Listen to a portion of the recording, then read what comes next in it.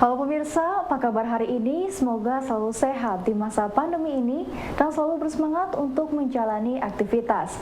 Bagi pemirsa yang harus tetap bekerja di luar rumah, jangan lupa menggunakan masker. Hari ini program Berita News Point hadir menjumpai Anda bersama saya, Amirah Dinda. Selama 30 menit ke depan, News Point akan menyajikan berita terbaru seputar Universitas Brawijaya dan Malang Raya. Jangan kemana-mana, keep on our channel News Point.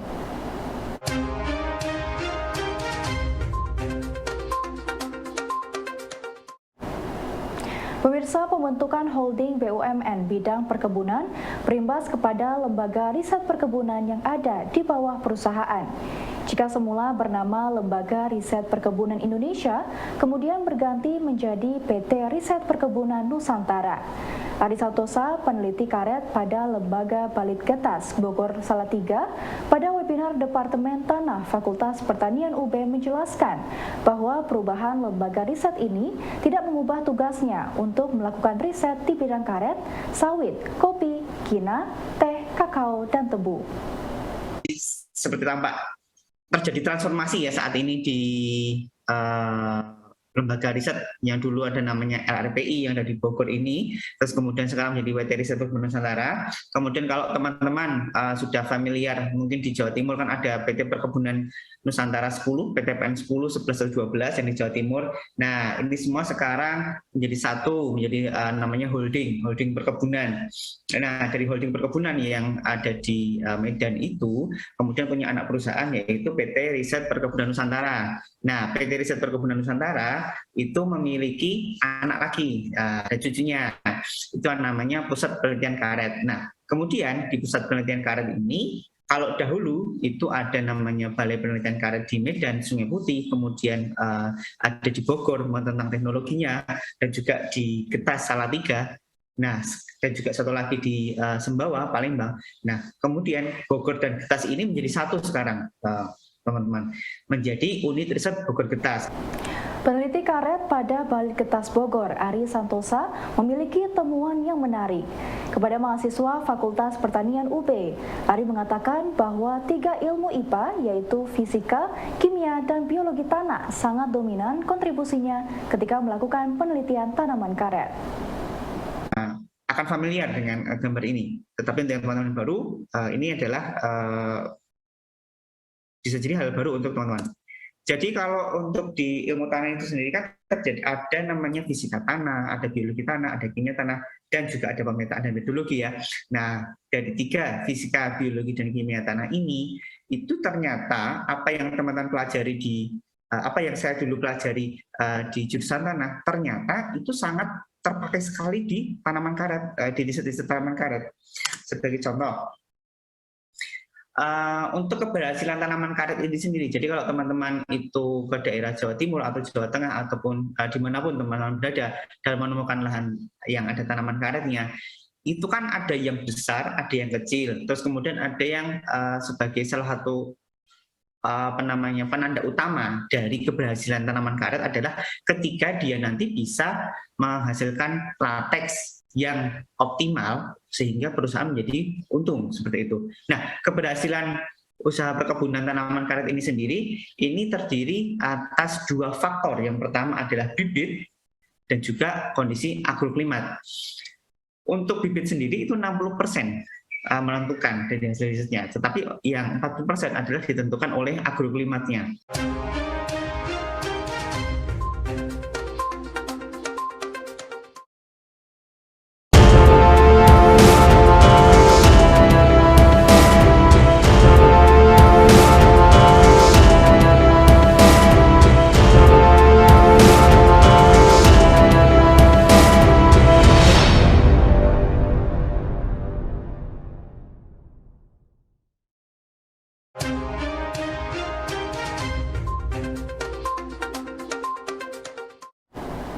Pemirsa, potensi ekonomi sapi Madura dalam menyumbang kebutuhan pangan secara regional maupun nasional sangat menjanjikan. Profesor Kusmantoro, Guru Besar Fakultas Peternakan UB, Bidang Nutrisi Ruminansia menyampaikan dalam podcast Fapet UB bahwa dengan rekayasa pakan yang sesuai, maka produktivitas sapi Madura sangat menguntungkan. Kontribusi sapi Madura saat ini menyumbang sebesar 25% kebutuhan daging sapi secara nasional. 5-6 tahun terakhir ini saya melakukan penelitian bidang nutrisi khususnya untuk sapi-sapi eksotik ya, sapi crossbred limusin, dan hasil-hasil itu sudah nyata bahwa rekayasa pakan itu akan memberikan satu dampak ekonomi yang sangat luar biasa. Oleh karena itu penelitian di bidang pakan itu harus dilakukan secara serius untuk sapi-sapi kita, khususnya sapi Madura yang lokasinya barangkali paling dekat dengan Universitas Brawijaya, dan mengingat bahwa sapi Madura ini mempunyai potensi yang sangat besar sekali. Ya, kita punya 21% sapi potong dari di Jawa Timur itu yang berasal dari sapi Madura. Dan kontribusi sapi Madura itu menyumbang 25% dari kebutuhan nasional. Sehingga disitulah sebenarnya potensi yang ada harus kita tingkatkan, apalagi kalau kita bisa memberikan pakan yang tepat dan menggunakan potensi sumber daya yang ada di lokal. Penyakit hepatitis yang pada pertengahan April-Mei lalu sempat menjadi pemberitaan di berbagai media harus dapat dikenali dengan cermat gejala-gejala yang menyertainya. Menurut dosen Fakultas Kedokteran UB, Dr. Satrio Wibowo, terdapat beberapa gejala umum yang menunjukkan pasien menderita hepatitis. Gejala tersebut menurutnya adalah demam tinggi, mual muntah, diare, wajah kuning, lesu dan tidak nafsu makan, serta perubahan warna urin, penurunan berat badan, dan nyeri sendi. Bagaimana gejalanya? Gejalanya sama dengan penyakit kuning yang lain, ya, yaitu 71% dia mengalami kuning, 63% ada mual dan nyeri perut, 50% disertai dengan diare, 45% disertai dengan perubahan warna urin dan tinja, dan juga ada gejala-gejala yang lain, sehingga hampir mirip dengan hepatitis pada umumnya. Apa yang membedakan? Tampaknya adalah dua. Yang pertama adalah kecepatan yang menjadi berat, itu lebih cepat yang baru ini. Dan yang kedua, kecepatan peningkatan AST/ALT-nya. Cepat sekali mencapai angka 500 dalam hitungan hari. Anak kecil rawan terjangkit hepatitis dari perilaku keseharian dan lingkungan, sehingga perilaku keseharian, pergaulan, dan lingkungan menjadi poin penting bagi orang tua dalam menjaganya. Menurut Dr. Satrio Wibowo dari FKUB, ada 8 langkah yang dapat dilakukan oleh orang tua untuk menjaga anak dari penyakit hepatitis. Dari 8 langkah tersebut, terdapat beberapa langkah yang bersifat perilaku keseharian, seperti rajin mencuci tangan, minum dan makan dari makanan atau minuman yang sudah matang. Untuk pencegahan, ini kita juga bekerjasama dengan Ikatan Dokter Indonesia Jawa Timur. Ya, kita menerbitkan satu buku, pencegahannya ada 8. Yang pertama, yaitu agar orang tua murid atau guru-guru tetap menganjurkan agar anak-anaknya tetap rajin cuci tangan dengan air mengalir dengan menggunakan sabun. 2, minum air bersih yang matang dan makan makanan yang bersih dan matang. 3, membuang sisa-sisa cairan tubuh dan atau kotoran tinja pada tempatnya. Kemudian yang keempat, ini anak-anak dipesenin, jangan tuker-tukeran sangu sama orang lain ya.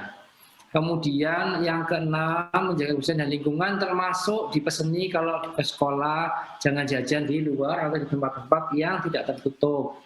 Kemudian mengurangi mobilitas, ya, mengurangi mobilitas, menjaga jarak, menggunakan masker tetap ya. Kemudian yang kedelapan, yaitu kalau saya pribadi ya, ini adalah menghindari amusement park atau tempat-tempat wisata yang crowded, terutama yang ada kolam renangnya. Ini sebaiknya dihindari terlebih dahulu.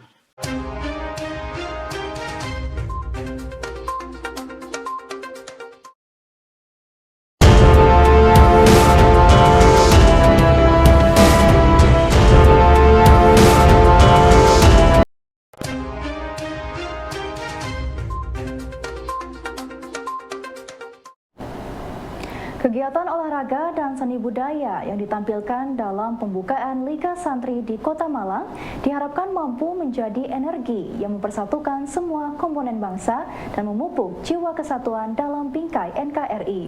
Komandan Korem 083 Baladika Jaya Kolonel Infanteri Yudi Prasetyo mengatakan bahwa pihaknya sengaja menampilkan semua pertunjukan seni budaya mulai dari drum band, reog ponorogo, barongsai hingga iringan hadroh sebagai satu kesatuan berbagai unsur kesenian yang ada dalam masyarakat. Seremoni hari ini memadukan beberapa unsur kegiatan. Ada kegiatan tadi reog, ada kegiatan barongsai, ada kegiatan pertunjukan karate dan sebagainya. Ini tujuannya untuk menggali bahwa kita ini punya keberagaman dan memang harus disatukan. Seperti itu. Nah, lewat Liga Santri inilah kita satukan semua. Tadi saya sudah sampaikan salam satu jiwa Indonesia. Nah, dengan Liga Santri ini juga kita bisa membangun salam satu jiwa untuk keseluruhan. Nah, saya sampaikan tadi NKRI itu tubuh itu perlu jiwa. Jiwa ini yang perlu kita kuatkan kembali menjadi salam satu jiwa. Jiwa yang Pancasila, jiwa yang bersemangat patriotisme, membela kebenaran dan keadilan, kemudian jiwa yang berkarakter Indonesia itu yang terpenting. Dunia industri Malang Raya memiliki komitmen untuk ikut memajukan dunia pendidikan. Salah satunya ditunjukkan oleh Hotel Grand Mercure Malang Mirama. Hotel ini memiliki berbagai kerjasama dengan berbagai instansi termasuk dunia pendidikan. General Manager Grand Mercure Malang Mirama, Sugito Adi mengatakan bahwa pihaknya memiliki komitmen untuk memajukan dunia pendidikan dengan membantu menyelaraskan kurikulum agar sesuai dengan kebutuhan industri dan memberikan berbagai materi pelatihan dan kuliah kepada lembaga pendidikan. Kerjasama dengan dunia pendidikan di luar dari pelaku-pelaku usaha yang lain, ya, dunia pendidikan salah satu juga penunjang kami dalam satu misalnya penyediaan tenaga magang, dan juga kami sebagai pelaku di industri perhotelan, kami juga sangat komitmen juga untuk membantu teman-teman di dunia akademis atau di sekolah dalam menselaraskan kurikulum yang disesuaikan dengan kurikulum sekolah dan juga kurikulum industri. Dengan demikian, apa yang kami lakukan adalah membuat kerjasama dengan sekolah-sekolah yang tentunya dalam bentuk ada yang sekolah industri, ada yang juga partner dan lain sebagainya, yang nantinya kami akan berjalan bareng untuk menyelaraskan bagaimana dunia usaha dan dunia industri ini bisa berjalan bersama, dan pastinya kalau di dunia pendidikan tenaga-tenaga lulusannya juga akan siap untuk terjun ke. Pemirsa, Universitas Brawijaya bersama Kementerian Lingkungan Hidup dan Kehutanan menyepakati untuk mengembangkan ekonomi berbasis maritim atau Blue Economy. Dekan Fakultas Perikanan dan Ilmu Kelautan, Profesor Maftuh mengatakan fakultasnya sudah memiliki laboratorium maritim di Malang Selatan. Namun untuk pengembangannya terkendala lahan yang dimiliki oleh berbagai pihak termasuk perhutani. Pertama, bahwa kami mempunyai marine station yang ada di Sendang Biru, Kabupaten Malang. Selama ini memang terkendala di dalam proses perluasan marine station itu adalah karena lahan-lahan sebagian besar adalah miliknya perhutani dan miliknya Kementerian Kehutanan. Oleh karena itu, salah satu usulan kami kepada Bu Menteri dan juga terkait dengan proposalnya Fakultas Teknik yang terkait dengan teknologi desalinasi yang juga bekerjasama dengan Fakultas Perikanan dan Ilmu Kelautan Universitas Brawijaya terkait dengan program tersebut. Teknologi yang dikembangkan oleh Fakultas Teknik dengan salah satu universitas di Cina dan mendapatkan bantuan dari sana, ternyata kami bisa memanfaatkan beberapa produk turunan yang dikembangkan dari teknologi itu, khususnya adalah pada pemanfaatan garam untuk kesehatan dan garam untuk kosmetik. Baik pemirsa, informasi tadi sekaligus menutup perjumpaan kita hari ini. Jangan lupa saksikan News Point setiap hari pukul 19.30 waktu Indonesia Barat hanya di UB TV, Televisi Pendidikan Universitas Brawijaya. Saya Aminah Dinda dan seluruh kru yang bertugas pamit undur diri. Tetap patuhi protokol kesehatan, wajib menggunakan masker. Terima kasih dan selamat beraktivitas.